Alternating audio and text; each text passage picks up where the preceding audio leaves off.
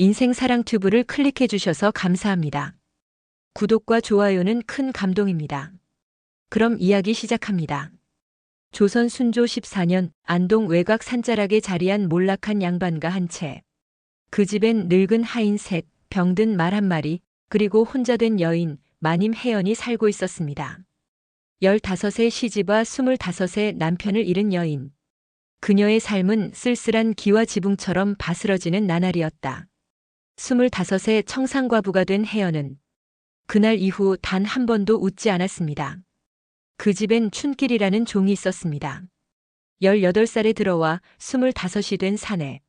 무던하고 과묵하되 눈빛만은 어쩐지 여느 종과는 달랐습니다. 이런 춘길을 바라보는 것이 마님의 낙이었습니다. 어느 날 봄 비가 내렸습니다. 혜연은 젖은 치마를 부여잡고 뜰을 지나가고 있었고 춘길은 아무 말 없이 우산을 들이밀었습니다. 마님, 우산 없이 저리 맞으시면 감기 드십니다. 그 말은 단순했지만 이상하게도 혜연의 가슴 한 구석이 훅 젖어들었다. 기와 지붕을 타고 내리는 물줄기 사이로 하얀 속옷이 젖어들었습니다. 마님, 우산이라도 받으셔야지요. 낮고 거친 목소리. 바로 종춘길이었습니다.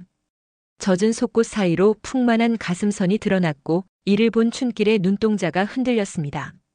하지만 고개는 숙인 채였습니다. 너 봤느냐? 아니옵니다. 단지 마님의 건강이 염려되어. 거짓말 말거라 그 눈에 불이 있었다. 마님의 생일밤 집안엔 사람도 없이 조용했다.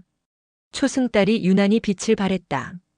밤이 깊어지자 혜연은 조용히 춘길을 불렀다. 술 한 잔만 따르거라.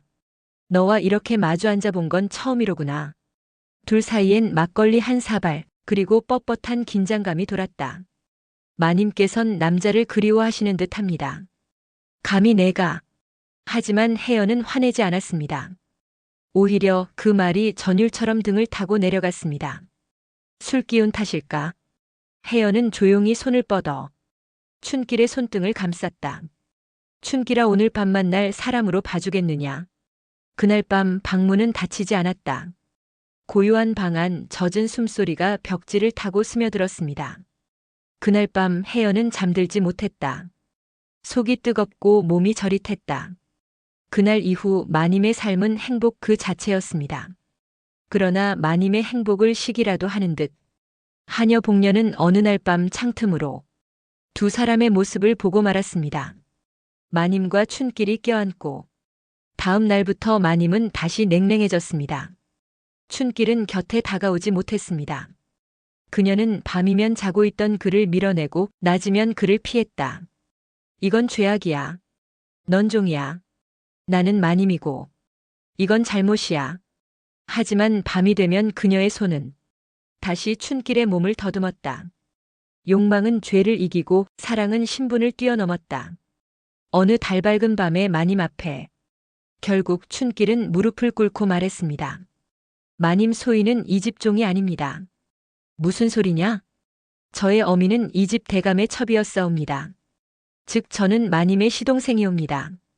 혜연은 귀를 의심했다. 얼굴이 하얗게 질렸다. 그녀는 달려가 오래된 유품함을 열었다. 그리고 발견했다.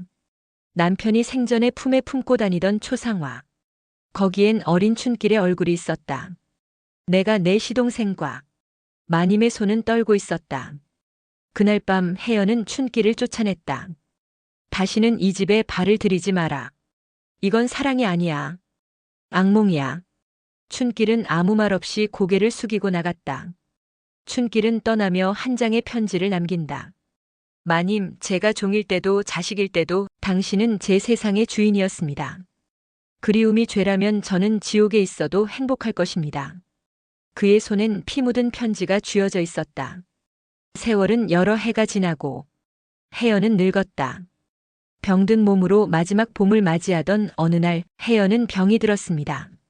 매년 봄이면 그녀는 창문을 열고 말했습니다. 그 아이 돌아올까? 그리고 10년 뒤 봄비가 다시 내리던 날 기와 문을 두드리는 소리가 들리며 누군가 들어섰습니다. 마님, 그날의 봄비를 기억하십니까? 춘길이었습니다. 한벌 도포에 의원갓을 쓴 그 사내는 더 이상 종이 아니었습니다. 그는 관청에 출사하고 의원의 길을 걸어 백성들의 병을 고치는 사람이 되어 있었습니다. 혜연은 울면서 그의 품에 안겼습니다. 넌 종도 아니었고 사랑도 죄도 아니었다. 그리고 그날 밤 마지막 봄비 속 혜연은 조용히 눈을 감았습니다. 춘길의 품속에서 자는 듯이 영원히 잠들었습니다. 춘길은 그녀를 안고 말했습니다. 마님, 그날의 봄비 저는 단 하루도 잊은 적 없사옵니다. 사랑이란 신분도 피도 죄도 넘어선다. 봄비처럼 스며들고 적시고 때로는 뜨겁게 때로는 차갑게 그렇게 사람을 바꾸는 것이다. 이들의 사랑은 죄가 아니라 운명이었습니다. 사랑인가 죄악인가? 여러분의 생각을 댓글로 달아주세요. 감사합니다.